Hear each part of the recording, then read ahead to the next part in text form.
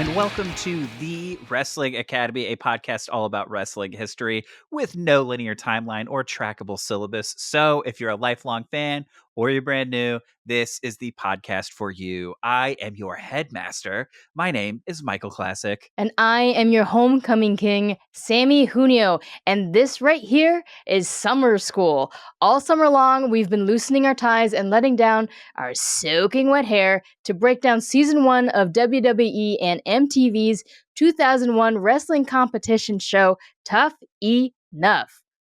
Wow, what a show that we've looked at. Not just any show, we've made it all the way to the finale. It's the final Tough Enough season 1 episode today. What a finale it was, and what a finale it would be after reaching 1,000 subscribers on YouTube. I put you, my headmaster, through a table. That's right, everybody. It might be the season finale of Tough Enough season 1, but we're still well on our road to our season finale, which is 1,000 subscribers, in which your homecoming king will put my ass through a freaking table for real. So if you're watching us on YouTube or can get to us on YouTube, hit that subscribe button, please. Me putting you through a table will be your Spines series finale. Yeah. Yeah. Might be the end of the road for the headmaster's spine. And possibly our friendship. We don't know yet. But we might have to do a reboot where it's your headmaster and a metal spine or a plastic spine. What do they make new spines out of? We're going to find out, but only if you hit that subscribe button, get us to 1,000 subscribers. I want to find out what spines are made of. And another thing you can help us do is finally bring in the mysterious phantom who's been plaguing Wrestling Academy since the very beginning. We are talking about Ween Kid, the person who appeared in the background of every single shot of Royal Rumble 2008. Ever since we saw Royal Rumble 2008, we have been determined to find this person wearing a yellow t-shirt from the band Ween. That's all we know about them. So if you have any tips or clues, please visit our website, wrestlingacademy.university, and leave us a tip there, or you can call our anonymous Ween Kid tip line. That number is 708-669-4512. It might be the season finale of Tough Enough, and with your help, we could make it the season finale of Ween Kid? The season premiere of Wrestling Academy : Ween Kid? The Ween Kid years? Our Ween Kid era will begin once the investigation is complete. So if you want us to step into our Ween era, give us some clues. But Samee. Yeah. All that stuff. What? That's the future. Oh what my. are we talking about today? Michael! Today is the grand finale of Tough Enough Season 1, a live extravaganza ceremony announcing our beautiful winners. At the one place in New York Times Square where you can get a decent filet mignon, WWF New York, the WWF themed restaurant. There aren't enough words to describe how sad I am to find out that restaurant does not exist anymore. It has not existed for 20 years, Samee. It shut down right after this. When you moved to New York, you only missed it by 2 decades. All summer long, we've laughed, we've cried, we've done complete 180-degree turns on multiple contestants and coaches. And here we are.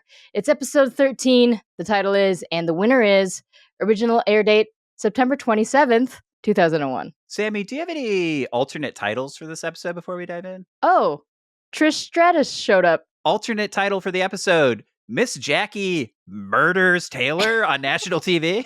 Alternative title, Ivy League Chris gets booed in the WWF restaurant. Boy, does he. Oh my God, what a loser. So the episode begins. We open at the most delicious restaurant in Times Square, WWF New York, where in this very building, 9 short weeks ago, 4,000 people auditioned to join the cast of Tough Enough Season 1. It's been a long road to the finale, a road filled with twists and turns and people straight up quitting the show. Oh my God. So before we get to the finale, let's break down everything that's happened so far. Episode 2, the contestants move in together, and unpredictable trainer Taz sets an incredibly aggressive tone and forces the incredibly untrained contestants to mud wrestle each other. In a shock to no one, several contestants limp away with injuries. At producer Big's house, the competitors seem to all agree to hate on Bad Boy Daryl, a 6'7" tall former football player who just couldn't catch a break. Episode 3, the wrestling hopefuls meet Triple H, who scares off our very first self-eliminator, wife guy Jason. Thankfully, before Triple H leaves the training facility, our resident villain Bad Boy Daryl accidentally shows a nut to him. No time to unpack that, because in episode 4, Playboy hopeful Bobby Joe and stunt woman Victoria foolishly walk off the show and quit right before Stephanie McMahon pays the contestants a visit and takes the remaining women out on a Sex and the City-esque lunch on the town. Beep, beep, beep, beep, beep. Episode 5, the Tough Enough crew prepare dinner for a special guest, Pat Patterson, but in the process of preparing dinner, Bad Boy Daryl ruffles some feathers. His crime? Not wanting to pay an extra $8.50 for groceries, an amount that was maybe a lot in 2001. We won't know. It might have been a lot of money. The way Daryl talked about it, it was a lot. It was a lot of gold. Did this choice lead to his elimination at the end of the week? Maybe, because it was actually eliminated at the end of that week, becoming the first official eliminated person on the series. Episode 6, some of the contestants really shine during a night out at a drag bar, and Shadrack McGee gets an emotional elimination after the trainer sees it's clear that he's not catching on to the training. Miss Jackie cries, Al Snow pouts, and Tall Paulina hugs him just a little bit too long. Episode 7, Kurt Angle drops by the training facility to tell the kids that they're all going to the Bahamas. Stone Cold Josh bleaches his hair, buys a fife. Ivy League Chris reveals himself to be the villain of the entire show when he extorts a girlfriend visit from the rightful owner, Baseball Greg. And due to a knee injury, Tall Paulina is forced to exit the show. In episode 8, Nidia and Josh get too injured to wrestle with this week's special guests, the Hardy Boys and Lita.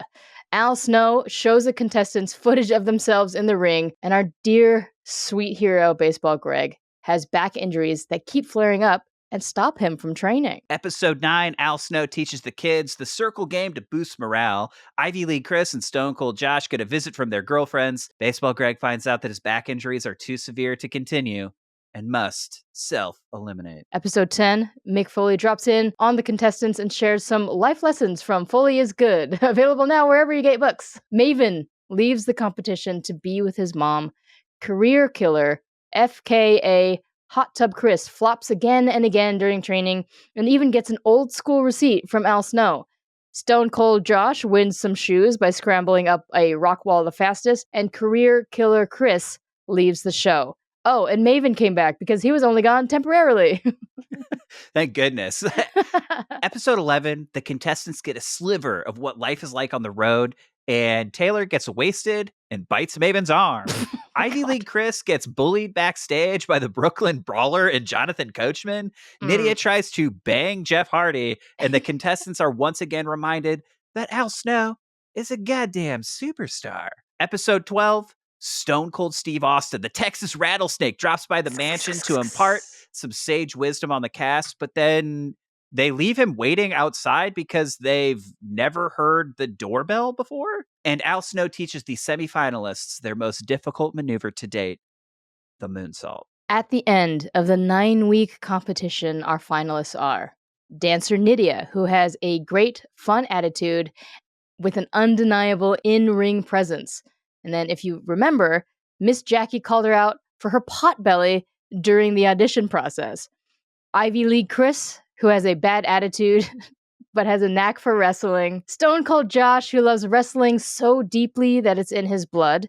And you may remember that the first time we see Josh, he was flipping himself into the ring during the auditions. And he later admits that he jerks it 4 times a day. Ladies' man Maven, whose charisma is off the charts, and he is the one who winked at Miss Jackie during his audition, that he did in dress pants, and Tiny Taylor, who wants to prove to herself and to her family that she can make it as a wrestler. Which brings us all the way back to the Mhm. most delicious restaurant in Times Square, WWF New York, for the finale. Our hosts for the evening are Jonathan Coachman, who we saw a mere 2 episodes ago bullying the shit out of Ivy League Chris, and his co-host for the evening is Trish Stratus, who you'll remember in episode 4, straight up no-called, no-showed, Tough Enough. Now they're going to announce who the winner is of the entire contest. But before they announce the winner, they invite us to take a look back at the very emotional last week for the contestants. So we open at the Tough Enough Mansion. The contestants have invited their trainers, Miss Jackie, Al Snow, Tori, producer Big, but weirdly not Taz, to the mansion to thank them for all their training and to make them a nice home-cooked meal. And since Bad Boy Daryl is no longer there, no one argues about the price of groceries. As an aperitif before dinner, the contestants have created their very own board game, and they want their trainers to play. Ivy League Chris in a full suit and tie, and with all the enthusiasm of like a timeshare salesman, flips over a piece of poster board with a game board designed on it. So the board game is basically just, you roll the dice, you move your piece along, and every time you land on a space, you draw a card. And on the card is just an in-joke of something that happened in training. So for example, it's week 1 of training, and you accidentally called Miss Jackie just Jackie. Go back 3 spaces. Or getting a leg lock for Bad Boy Daryl, and he stinks. Go back 2 spaces. So, Samee, I guess I just wanted to ask you if you could add any cards to this Tough Enough board game. Does anything come to mind? Show your nut to Triple H. Lose your dignity. Okay. So another card could be: don't hear Stone Cold Steve Austin ringing the front doorbell. Eat 1 raw potato. All right. Another card could be get in the hot tub with Hot Tub Chris and lose your life. Oh my God. You're dead. You're dead if you do that. So after the board game, we cut to dinner, and producer Big stands at the head of the table, bold, and gives a Vin Diesel-esque toast about the family and respect. I do think that producer Big's speech was super sweet, but it really did make me think, who actually was the most respectful contestant of Tough Enough Season 1? Thinking back, the only person who jumps to mind is Baseball Greg. The guy was the total package. He did everything that was asked about him, and he seemed really nice, and it seemed like nobody in the house... There was never a thing, because I feel like every contestant at one point or another over the show's run, it cut to them and somebody was like, man, that person's like kind of annoying, right? Baseball Greg was the only person that apparently nobody had a problem with the whole time. Yeah, I think it was Baseball Greg and maybe Nidia didn't have any cutaways of anyone being like, Nidia sucks.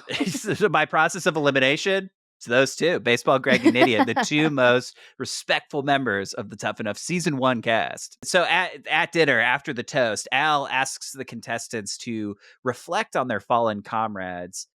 People who were forced to leave for one reason or another, and people who, when the show first started, who did they think had the best chance of winning the entire competition? It's pretty clear that we thought that Baseball Greg would have been able to make it to the finals. The contestants mentioned Tall Paulina because she had a great look, and they also mentioned wife guy Jason, which we don't hear them talk about a lot after he eliminates himself the first week. But I'm thinking, do you think that he would have been able to make it all the way to the finals? Asking me to talk about my arch nemesis once again. Please talk about him. So here's what I'll say about wife guy bodybuilder Jason. Do I think he had what it takes to get to the finale? And I guess to answer your question, to be a good wrestler, you have to be a good wrestler. In episode 3 with Triple H, when he was doing the punching workshop, you yourself admitted that you thought that bodybuilder Jason kind of sucked at wrestling. Yeah, he did look like he only had, 6 hours worth of training? Honestly, I think that's enough to get him a freaking red tag. We only saw 2, but if he had stuck around, I guarantee it would have been 3. You're right. With all the talk of contestants, people we thought could have made it all the way, I couldn't help but think all the way back to episode 1, the casting special, where we met Kenneth, the evil custodian, somebody who auditioned but wasn't cast. It just really made me think that if Kenneth, the evil custodian, was on Tough Enough season 1, I really think he would have made it all the way to the finals. Because do you remember when producer Big came in and was just like, I'm looking around the mansion. This place is a pigsty. Oh, You know what that needs? That needs a custodian's touch. That needs nobody loves the custodian. He would have run a tight ship. Producer Big would have never had that. That's true. They also didn't have anybody in the house that was like a pure like gimmick wrestler either. He would have really mixed it up. I think he is so intense that you would have been like, I don't know if this guy's joking or I don't know what his deal is. And so I think that would have been, there would have been a common enemy where they're like, I don't think Bad Boy Daryl's so bad because I don't know what Kenneth the Evil Custodian's deal is. I think his last name really is Evil Custodian. Yeah, Kenneth T. Evil Custodian.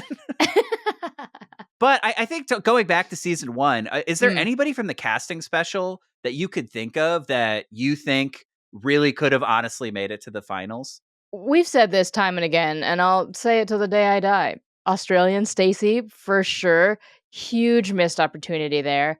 And then also our dear sweet Tara Bull, who on the first, during her audition said, you know, the WWF needs a bitch like me. Dude, Tara Bull would have had a straight up nervous breakdown.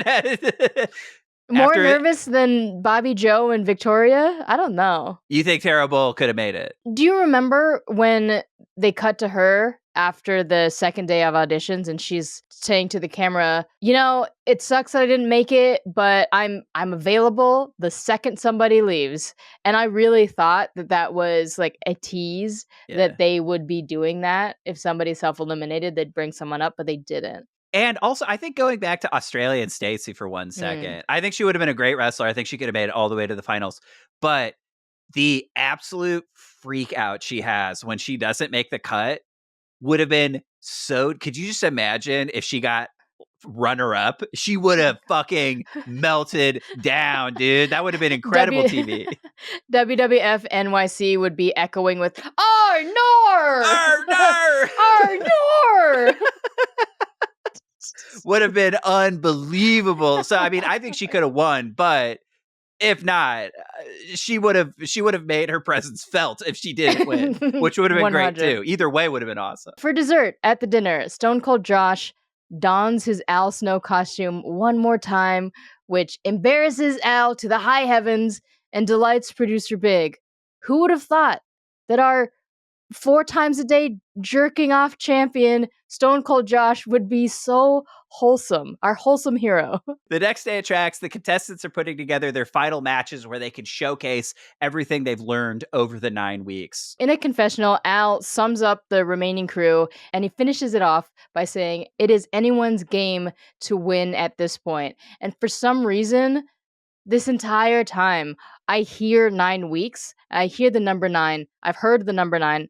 And it has felt like a very long time. But in that moment when after Al talks about the remaining contestants, it clicks that they've only been around for 2 months. 2 months ago, they didn't even know how to fall down. And here they are putting together these super, honestly impressive matches, especially for students. So they're putting together the matches, but Samee, there's one final surprise. Oh, tell me. The door swings open and in walks the owner of the WWF. And turns out they're going to be performing their final matches of skills they've learned a mere 2 months ago for the guy who writes the checks, for the guy who hires and fires everybody in the WWF, especially in 2001. It's crazy to me. And when he does arrive with Dunkin' Donut coffee in hand, Nidia and Josh are in the middle of a match.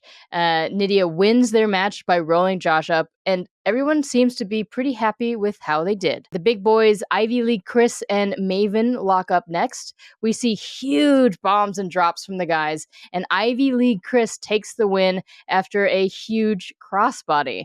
In Talking Heads, both Maven and Chris talk about being a little bit nervous to be wrestling in front of the CEO.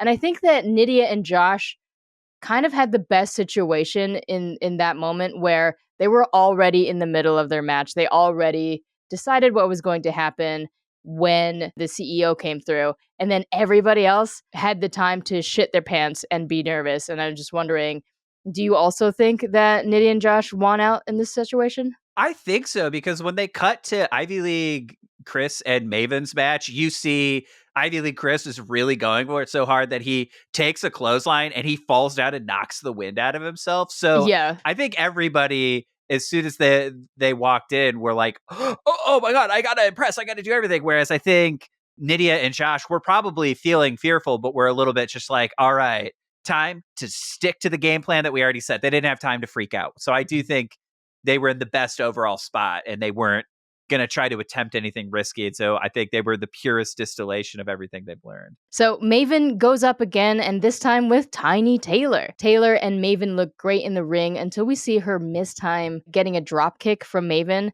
But despite the snafu, their match looks pretty good overall, and Tiny Taylor rolls up Maven for the win. Ivy League Chris goes up against Stone Cold Josh, which is a matchup I'm pretty excited for because all season long, their interpersonal relationship has been kind of like fraught and antagonistic. Yeah. And there was an underdog story developing with Josh, seeing it as how he was a foot shorter and probably over 100 pounds less than the other dudes remaining. So it was pretty cool. I was pretty excited for this one. Yeah, and it's just like this rivalry, it's been brewing since the Bahamas, since Ivy League Chris drunkenly stumbled back into the hotel and grabbed Josh's fife playing ass and was just like, if you talk to me like that again, you're dead. And then here we are in the finale, and it's and it's these two airing out their shit on the fucking canvas where it counts, dude. Our David and Goliath's final match did not disappoint. We see Ivy League Chris being big and strong, and we see Stone Cold Josh high flying with so much heart and determination. And to put the cherry on top of everything, Josh pins that Ayn Rand moneybags bastard after a huge crossbody. And I thought Chris honestly sold that crossbody really well. Like it looked believable when Josh hit him. Oh yeah, because Ivy League Chris is so strong, so tall. I'm assuming it was like catching a baby out of the air. He did a thing where he jumped up a little bit, and so it looked a little bit believable when he got just absolutely taken down by it. A rare Ivy League Chris W on Tough Enough Season 1. So after all of those matchups that we saw, was there a matchup that you missed, Michael? 2 matches immediately sprung to mind. The first one is I would have loved to have seen a Bad Boy Daryl versus Ivy League Chris loser buys grocery match. Would have been cool for the finale. Okay, yeah. And then the only other one I could have thought of was I would have liked to have watched Stunt Woman Victoria go head to head with Al Snow's mannequin head, dude. And the mannequin head would leave dentless for sure. Yeah. Oh my god. Oh my days. Yeah, loser has to get a CAT scan match. We need to check in on Victoria, actually. So then after everybody does their final matches, they're taken to WWF headquarters where they have to sit down and have a one-on-one interview about why each contestant feels that they have what it takes to become Tough Enough champion. And so we watch these oral exams in a montage style, and honestly, it kind of surprises me how good everybody comes off, except for Ivy League Chris. We've seen them all season long not be able to articulate themselves about big feelings they're feeling. That is a true test for some of our contestants, i.e. Stone Cold Josh. Oh, gosh. I was surprised. I was honestly surprised he wasn't like, I love wrestling so much it scares me. And just like standing in the corner of the room instead of sitting down. Like, why do you want to be a wrestler? I don't know. I don't fucking know, dude. cut to a talking head. I love wrestling so much, but yeah, since WrestleMania 2, I've been a fan. So, as we just said, Josh truly surprised us both. His passion and love for the business really shined through. He's got the passion, he's got the grit, and he's goofy and wholesome. Who couldn't resist him at this point? We see Maven get a huge laugh, which can really be a deciding factor in situations like this, especially when there's a close race. Most job interviews come down to everybody who's applying is probably technically qualified. Who's cool to hang out with. And so if you get a huge laugh in that room like Maven did, huge. That is huge. Everybody in these interviews is talking about how this competition has completely opened their eyes, how they have a newfound respect for the business, and how They get the cast is all one big happy family. They are then asked the question, do you get along with everybody in the house? And it just zooms around to everybody and like, oh yeah, these people are my best friends. They're so great. And then it cuts to Ivy League Chris, who goes, nah, I didn't really like anybody in the house. Dude, like, how dare you? What is your end game with this stuff, man? Yeah, as if the owner of the WWF was going to be like, hell yeah, I love people who don't get along with other people. What are you doing? Ivy League Chris himself said he's treating this whole entire competition like a job interview. I don't think you got the job, dog. He fails the what I want to hang out with this guy. Chris, you got to play ball, buddy. Chris. Chris, I know it's been 23 years, but listen to me. That was a bad answer, dude. Like, you fucked it. You fucked it at the finish line, dude. Look, Chris, I know it's been 20 years. I know we've been riding you hard all season long, but it's for a reason. You fucked it, dude. Yeah, you're fucked. Like, you absolutely lost the contest with that. We see the guys asked this question. What about you could be amplified for your gimmick? So Josh says he sees himself as a babyface. I am small in stature, but big in character. Maven says he's a pretty boy back home, and his nickname is Face.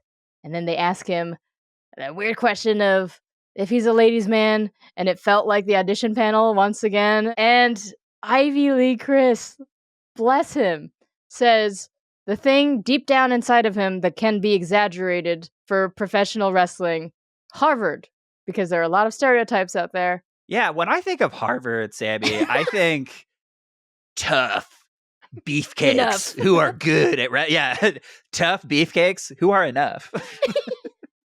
What's a little shocking is that we don't see the women answering this question because this was made in 2001. For sure. All right, so they save this question for last, possibly the hardest one ever. The music stops. It zooms in on the owner of the company, and he asks, do you think you're tough enough?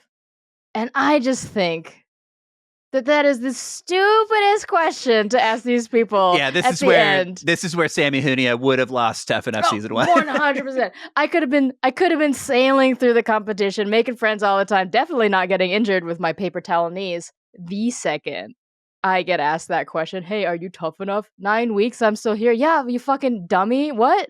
Excuse me? Oh, man. Because here's the thing. Yeah. That question did not personally offend me. Like, it seemed to have offended you. So if it's my dreams and someone's like, hey, do you think you're tough enough? I would have been like, yes, absolutely. Thank you so much for having me. I appreciated doing this. This is where we switch. This costs me nothing to say. This is where we switch. I have no idea. Maybe it was the owner of the company's face that just set me off. Just like, I endured what it takes to be tough enough. I endured your stupid fucking identity crisis of a reality show. I am sitting here face to face because I was not eliminated yet. Yes, I'm tough enough. You're like, give me a contract. Bitch, your stupid ass producer made me run up a quarry. Of course I'm tough enough. Fuck you. I ran up rocks for you. I went to the Bahamas for you, dude. I lived with Chris. I hung out with the Hardy Boys for this shit, dude. I'm down. I'm tough enough. I cooked for Patterson for you. Then I listened to his weird story all night. Which, honestly, is probably a thing you would have to do if you were a WWE 100%. superstar. So yeah, I'm so glad that I'm not tough enough, actually. Yeah, that was the most accurate challenge. Was, hey, you have to listen to a bunch of old-timer stories. Okay, anyways.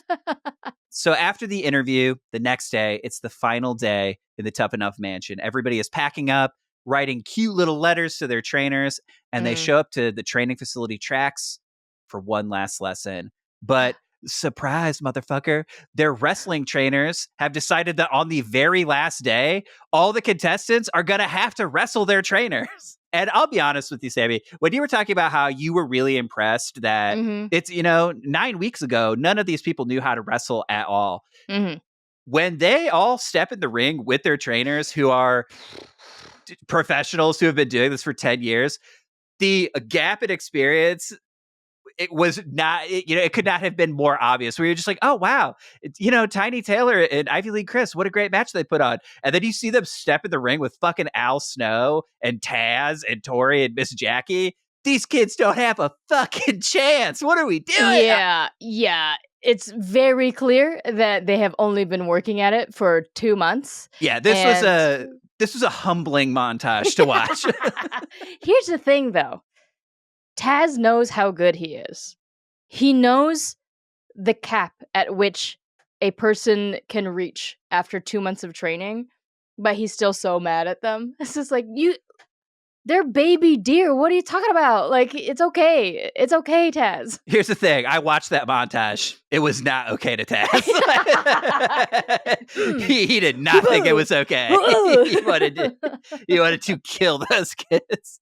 And he did. So the setup of this match was kind of a never-ending tag team gauntlet match. So one person would just kind of walk, get tagged in, and then all of the trainers would just take turns beating the absolute crap out of these kids. And they are laying it on pretty thick. At one point, Taz is riding Ivy League Chris like a horsey and just raining forearms on the back of his head. And then it cuts to Miss Jackie, who swoops in like one of the 4 horsemen of the apocalypse and just cuts off Taylor's head. She folds in half and then just bounces off the canvas. It is one of the most sickening clotheslines I have ever seen. Rest in peace, Taylor. She talked a lot about how depressed she would be if she went home. Thank goodness she died doing what she loved. Getting killed by Miss Jackie. Man, I feel like there were some undertones on how hard all of the trainers were going. Like, we are proud of you. You have so far to go. You have completed 2 months of wrestling training. You have only completed 2 months of wrestling training. Just like, hey, you guys did great, but here's what a professional looks like. That's right. What it felt. That watching that montage, I really had bought into being like, oh wow, these guys, they really learned a lot. And then you just see them for 30 seconds against Al Snow, and you're just like, you got a long way to go, kids. Man. And it's like the just the pure endurance of every trainer. Every trainer got in a piece of every single contestant. It seemed like every little minor annoyance that the contestants put the trainers through, they took out of their hide in this very last match. And I will say, even though Stone Cold Josh had been antagonizing Al Snow, annoying him constantly all season long, the very end, Al Snow put over Stone Cold Josh, allowing him to pick up the pinfall and win. And that made me go, aw, because when you see him getting that pinfall, you can see a smile creep up on Al Snow's face. And you're just like, aw, he's proud of him. Ah, he just beat the hell out of him, but he loves it. They're friends. After the trainers beat the contestants' asses, everyone says their tearful goodbyes, and all of the trainers hit them with really nice, sweet speeches. Taz talks about how everybody's a winner, regardless of what the results of the contest say, and everybody deserves to be in this business. So if it doesn't work out here, definitely keep pursuing your dreams. Miss Jackie says that she is so proud of everybody, and she is so grateful to have had a small hand in their training. Tori is overwhelmed by the amount of heart that the contestants have, and Al Snow, with a tear in his eye, says that these kids are all his children, and he is so proud to watch them grow. Everyone goes home, packs up, and the training portion of Tough Enough is over. We are back in New York in Times Square at the most scrumptious, delectable wrestling-themed restaurant in New York City, WWF New York, to discover who the winners of Tough Enough are. But to make a legendary announcement, we need a legendary announcer. So out walks good old JR to make the announcement. We're starting in the women's division. So we're treated to a sizzle reel between Tiny Taylor and Dancer Nidia. Everyone's excited. Drum roll, please. The first overall winner of Tough Enough Season 1 is Dancer Nidia. Okay. Surprise! We thought it was gonna be Tiny Taylor this whole time. For like 5 straight episodes, they were really building up Tiny Taylor, and then at the last possible second, Dancer Nidia comes out of nowhere and sweeps it. Yeah, our PG but still foul-mouthed dancer Nidia outcompeted this salty, naturally aggressive, I'll be too depressed when I go home Taylor. Yeah, really laying out the this will have real-world consequences for me if I lose. And then knowing all of that, loses anyway. Brutal. Brutal.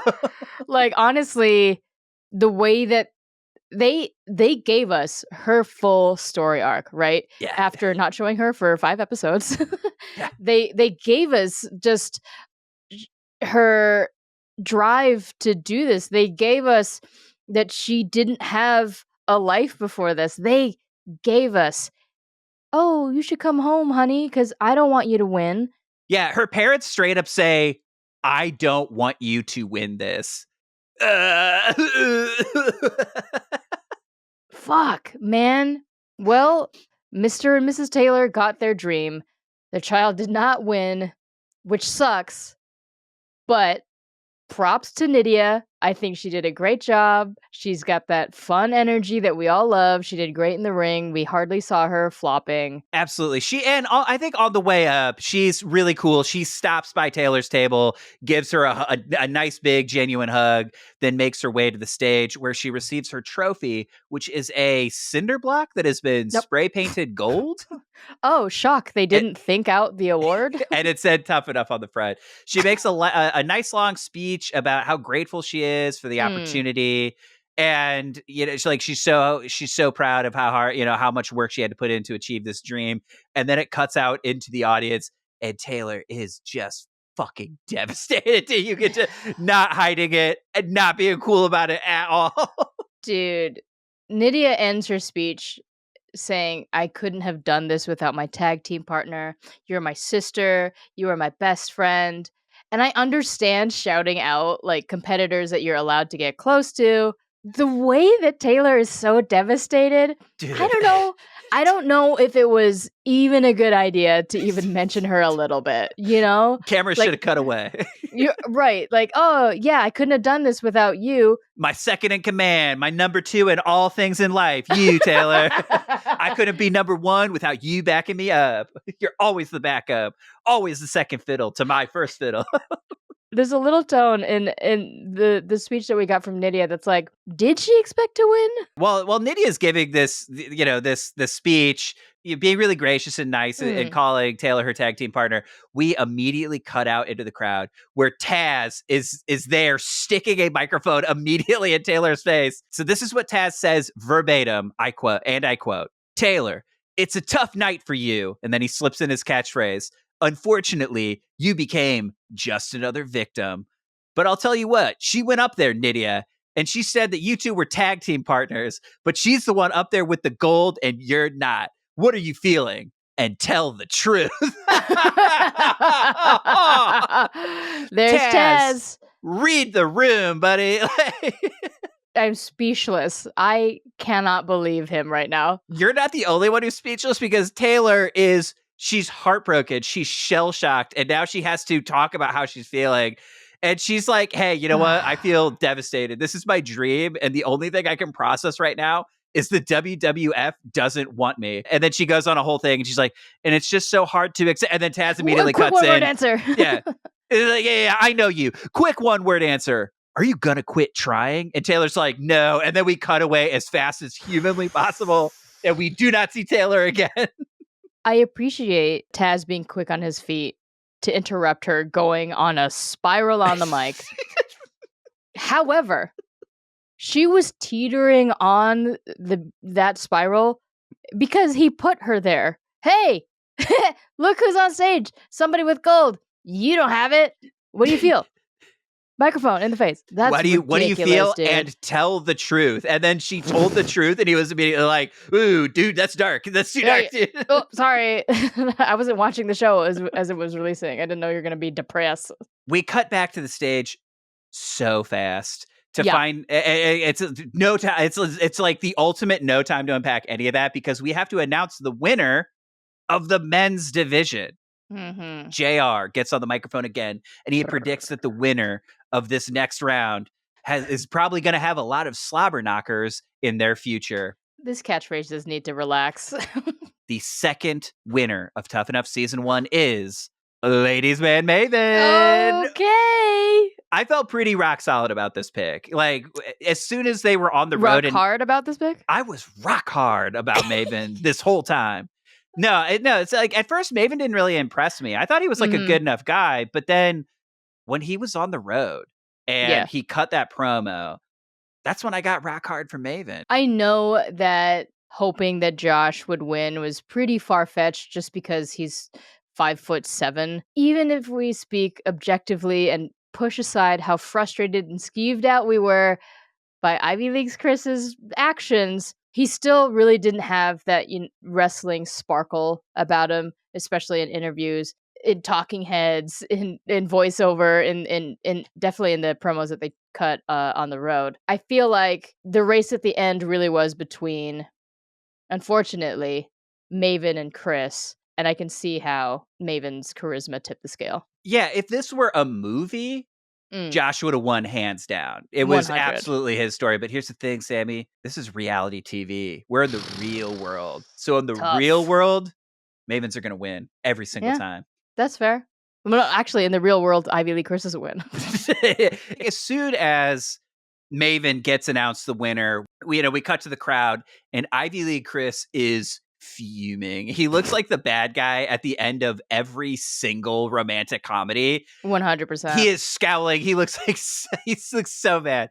So we cut out to the crowd, and we see Al Snow talking to Stone Cold Josh, and he asks him, how do you feel? Well, what's going through your head? I think Josh gives a really classy answer where he's like, look, I'll probably be disappointed tomorrow, but tonight it's all about celebrating Ladies Man Maven, my best friend, which we did not find out until episode 10. These guys were best friends. Yeah, 100%. But now that they're best friends and it's been revealed, he is more than happy to celebrate his boy. And then, Samee, we cut to Taz interviewing Ivy League Chris, who, before anybody can say anything, the crowd is booing Ivy League Chris. Okay.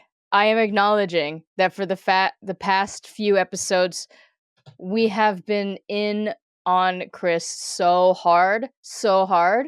But I do feel really bad about this because Ivy League Chris doesn't hear us talking about like him being weird in 2001. But in that moment, he hears from a lot of people that he's disliked. And that sucks. And I feel bad about that. Yeah, just to so publicly be handed the consequences of your own actions, that's got to be tough, right? It's going to be a hard pill to swallow. But hey, I know if anybody's going to make him feel at ease, it's going to be Taz. So here's what he says. Taz, gentle, sweet Taz. Yeah, gentle, sweet Taz says the following thing. He's like, look, you may be Harvard trained, but that doesn't mean anything on the mean streets of Tough Enough. Ivy League Chris congratulates Maven for beating him straight up. But in this business, it's a marathon, not a sprint. So don't count the Ivy League boy out just yet. But then Taz wants to get the last word. So he uses the exact same line he uses on Taylor and says, I already said this to Taylor earlier, but looks like our Harvard boy became just another victim. Taz has surprised me. We begged for Taz to read the room after Taylor. I think he definitely read the room for Chris, though. yeah, he absolutely read the room. I think he made just the right call. But unfortunately, Taylor wasn't a villain, so she did not deserve the dose of Taz she got. Ivy League Chris, I think, as much shit as we give him, I do think he's got thick enough skin to be able to get. Sure. This is all part of the performance here, and play with it a little bit. And so I think if anybody was just going to get a full-on reality check from Taz, it would be Ivy League Chris. So I thought he was a good sport about it, all things considered, but good guy. Tough night at Harvard, you know what I mean?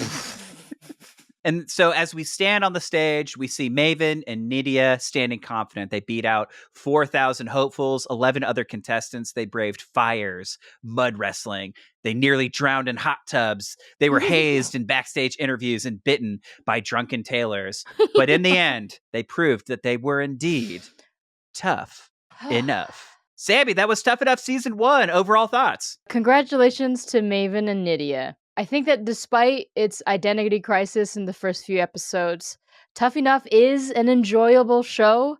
You just have to keep in mind that it was made in 2001. We do have other seasons of Tough Enough. I'm excited to see how those go. As a reality show, a reality competition show in 2001, we got challenges, we got strained interpersonal relationships.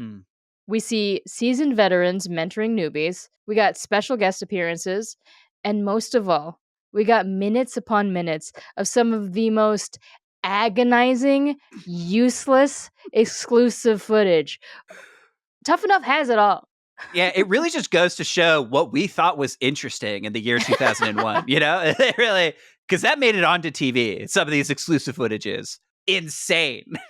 Insane what they subjected us to. I beg of you, listeners of Wrestling Academy : Summer School, to just check out the Dinner with Mr. Patterson episode and watch that exclusive footage. You'll see why we're like this. Yeah, well, I'll just say that episode I think is as good as Melatonin. So if you're trying to fall asleep at night, definitely pop on the Dinner with Mr. Patterson episode because whoa, boy, woof. It's not great. And I was thinking about this season too a lot, Samee, where I do think it's a pretty nice little time capsule. And honestly, the main thought that kept emerging as the show got later and later into its run was, did seriously no real wrestlers audition for this? Because that was the part I just like couldn't get over, because I was just like, okay, I think this is fun and interesting 2000s reality TV, but in terms of a place to find your next potential superstar, you know, somebody on par with The Rock or Stone Cold, I do not think Tough Enough season 1 was the right way to do it, personally. It seemed like Chris went to wrestling school and then nobody else had any wrestling experience, right? Or they were lying about it. Maybe that was stipulations for the audition. I also think probably the mission statement, because this is coming out for MTV, is they really wanted to sell that dream of, we're taking somebody who's just a fan, just likes wrestling, and we're going to make them into the next Stone Cold. We're going to make them into the next Rock, and you're going to get to see that rise. But here's the thing, takes wrestlers like 10 years to get there. So I think in later seasons, they really kind of course correct. And so if you win, you get to join NXT. So you get to get tossed in developmental. There's not necessarily a guarantee that you'll show up on the main roster, but I think that was the explicit promise of season 1. So in that way, it's always going to be doomed to fail, to be like, oh, it's somebody with less than a year of experience fighting people with minimum 5 years of experience doing this at a high level. And so it's always going to feel lopsided and weird. But I think in later seasons, it's like, this person has potential. Let's work with that potential and let's bring them out when they're ready. And I think that's a better way to do it. But this was the very first time out. So I could see them being like, it'll probably be fine. Yeah, sure.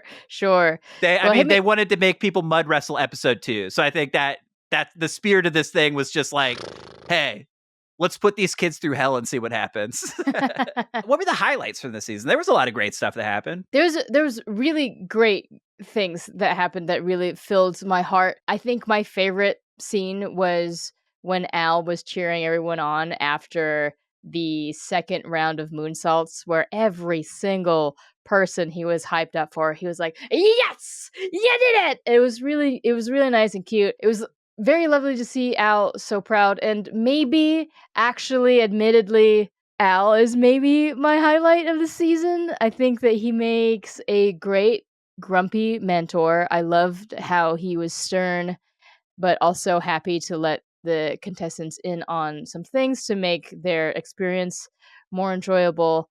And most of all, Al's shoulders are so sweet.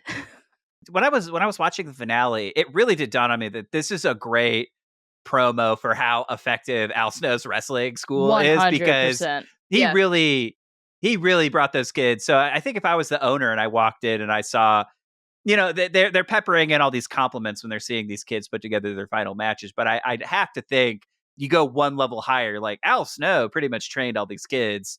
Yeah, this guy's good at this, and I hope business was booming for him both on screen and off after this, because I really thought he did a great job. And it got to showcase Al Snow in a way where you're like, oh, he seems like a cool guy. He rules. I would like to hang out with him. He seems awesome. in a way that I think when I was a kid and watching Raw, his character is he's crazy and he listens to a mannequin head. And so it's like, oh yeah, that's the character he plays. But when you see the real guy is like, oh, this dude is cool. I wish we got to see that Al Snow in the WWF. I thought that would have been awesome. So, Samee, you mentioned that there were a lot of wrestling cameos in Tough Enough. Did you have a favorite wrestling cameo that stood out to you? Tough Enough crew. What's going on? Matt Hardy. I think about that and I get goosebumps. I was like, that's sick. The sauce on that was just too much. I'm Twitter pated. Do you have any superstars that you wanted to see in season 1? I got 3 options for you. You'll remember the episode where Maven and Josh were wrestling in the house and they knocked over one of Tiny Taylor's candles and set a bed on fire. I thought it would have been so sick to be like, hey, we heard there was a fire in the house. Well, we've got somebody who's an expert in that. And then the door flies open and it's Kane fully in character, just like to teach them all about fire. Fire safety is not Fire the safety bear. with Kane. It's fucking Maven. That would have been sick, dude. Shit. The second one I've got is, so you'll remember the episode where Daryl accidentally showed his nuts to Triple H. Yeah. We've seen nuts. Now let's see some butts when we get Rikishi to walk in, dude. Oh shit! Dancing. Oh, it could maybe be a Friday challenge where whoever doesn't climb at Rockwall has to get a stink face from Rikishi. That would have been sick, dude. That would have been so cool. Sucks. It sucks, but I mean, we all know who would have lost. It would have been Ivy League Chris, and we would have gotten to see Rikishi fucking give him the business, dude. That's actually very good. And then my third choice for a superstar cameo that I would have loved to have seen. Can you just imagine, be like, all right, everybody, stare forward. You're not going to believe who walks in next. And then you hear, X-Pac. And then fucking X-Pac walks in and just starts telling everybody to suck it. Would have been incredible. Beautiful. That would have been great. A, he's wrestled everywhere. He's got a ton of experience. He's great. And then B, he's a smaller guy. So I really feel like he could have spoke to Stone Cold Josh directly to be like, hey, man, don't let your size get in your way. You could still be like me.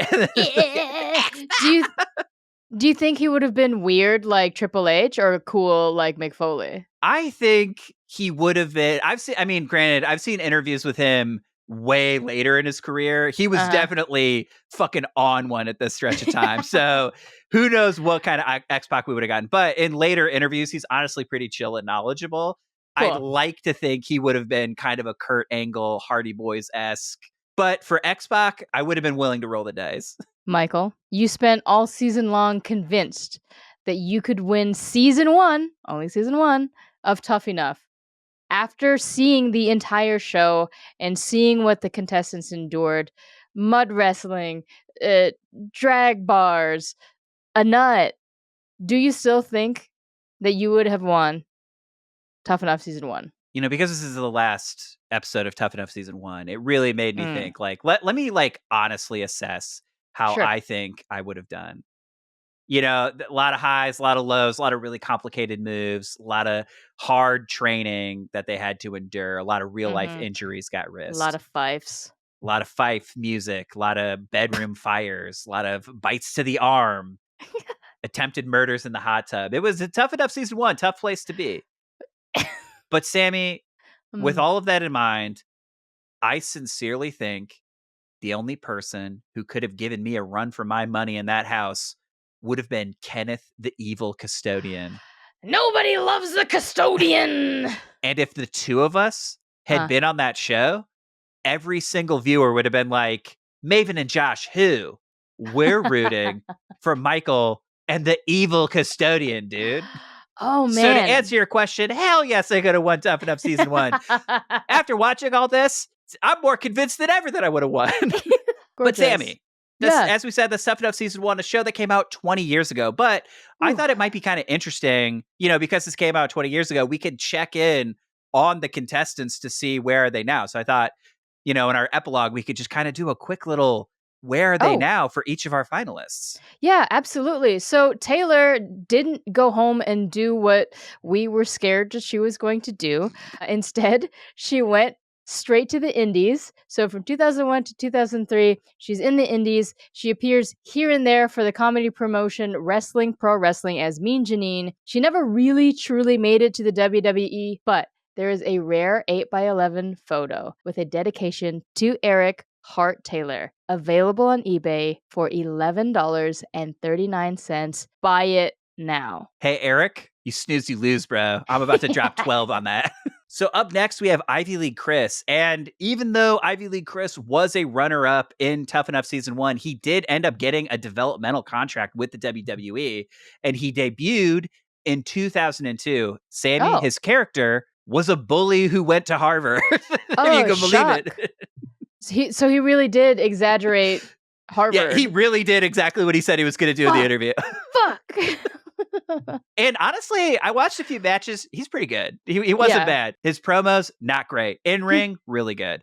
But sadly, his in-ring career was cut short in the 2003 Royal Rumble when he suffered a concussion that forced him to retire. Chris started the Concussion Legacy Foundation and currently works at the CTE Center for Boston University. And here's a picture of him from 2013 where he's giving out an award to episode 3 and 4 cameos, Triple H and Stephanie McMahon, respectively. Oh, wow. Okay. You know, here they are hanging out in 2013 like it's no big deal. Like Triple H didn't scream at this man in the ring. You're never going to have a family. Yeah, it looks like they've mended fences and let bygones be bygones. But Samee, how does it feel knowing that Ivy League Chris went from the biggest villain in Tough Enough Season 1 to honestly kind of a hero when it comes to concussion research? Look, I'll stand behind our reactions to Chris in 2001. We are looking at him with a 2024 lens. Maybe back in 2001, we could have been a little bit more easy on him. I think that he's doing great work. I think that CTE research is very important. And I think I'm going to go the gaslighting route and say, I was always rooting for Ivy League Chris. I never said anything bad about the guy. So, you know, I don't have to take back anything because I didn't say anything bad and nobody can prove it. At all. There's no video or audio. No video proof, dude. Go on. So Stone Cold Josh eventually got signed by the WWE, but his height still was a problem. So he ends up being a backstage interviewer and not a wrestler. And he goes by Josh Mathews, 1T. And though he didn't wrestle, Josh got to step into the ring in 2004 in a storyline where the backstage interviewer fought and defeated Orlando Jordan. And here are some pictures of Josh in action. And this is where it dawned on me why I'm pretty sure Josh didn't win Tough Enough. Because if you look at these pictures, him standing face to face with Orlando Jordan, he looks just like a regular guy. Because we have short superstars, but they're also 3 feet across of just pure lean muscle. And yeah, Josh is a regular little man. And this was the thing. I watched this match, and you see Josh try to hit his famous crossbody that he took down Ivy League Chris with. It is as though Orlando Jordan catches a bag of pillows and has to then really sell that, like, he took me over, because there's just no way this stack of muscles was ever going to be taken down by Josh, unfortunately. But in 2006, Josh graduated from backstage interviewer to announcer, and then he was working pretty steadily in the WWE and TNA as a commentator ever since. I do love that he switched his intense passion for the business to commentary. It's nice to see that he still pursued something in wrestling, for sure. Up next, we've got the winner of the men's division, Ladies Man Maven. He would debut with the WWE in 2001, where he immediately got into a little feud with his Tough Enough mentor, Taz. But Samee, in a shocking twist, Maven debuts wearing pants? Okay, and you know, lifelong listeners of Wrestling Academy know that me personally, I won't speak for you, Michael, for once, I'm not a pants guy. So Maven, being the ladies' man, being the slick baby face he is, pants? And these pants? The most fabric in pants that you could ever have in pants. This feels like a betrayal, Maven. Despite wearing pants, he goes on to have a little bit more of a career. In the 2002 Royal Rumble, he is able to sneakily eliminate The Undertaker, a feat he accomplished a mere 4 months after debuting. That's crazy. Pretty shocking, right? But want to know what's even more shocking? He was still wearing pants, but this Rude. time he has a huge M on the pants. Okay, he got M money. Cool, Maven. Luckily, 2003, he switched from pants to trunks. Thank God. He scooped up the hardcore title 3 times, which for the record is one more time than Ivy League Chris won. Mm-hmm. He was released in 2005 and currently is a YouTuber where he talks all about the behind the scenes details of what it's like to be a real life wrestler. Okay. Congrats, Maven. And then finally, we have Tough Enough Season 1, winner of the women's division, dancer Nidia. She would have a 2-year run on SmackDown in 2002 as part of a comedy trailer trash couple with another debuting wrestler named Jamie Noble. And according to an interview she did for Fightful, she was happy to be released by the WWE because apparently the backstage politics at the time was just too much for her. So she wrestled on the indies for a little bit, and her very last match was in 2005, where she wrestled the winner of Tough Enough Season 2. But Samee, that's a story for a different day. Oh my goodness. And that's a wrap on our recap of Tough Enough Season 1. We hope you enjoyed stepping through this time capsule as much as we did. Let us know if we should continue breaking down Tough Enough seasons in between our regular Wrestling Academy seasons. And speaking of regular seasons, we'll be back in a few weeks with the premiere episode of Wrestling Academy: Season 2. But we just want to thank you for listening to Wrestling Academy, which is hosted, produced, and edited by me, Michael Classic, and you, Samee Hudio. You can follow us on Instagram, TikTok, and YouTube at Wrestling Academy Pod. You can send us an email at wrestlingacademypod@gmail.com. Follow, rate, and leave a positive review wherever you get your podcasts. But check out Spotify, where we have Q&As or polls with every episode. And please, if you have any information on Ween Kid, go to our website, wrestlingacademy.university, to send in an anonymous tip or call the Ween Kid tip line at 708-669-4512. Summer school is dismissed. Man, I can't wait to put my tie back on. These are driving me crazy.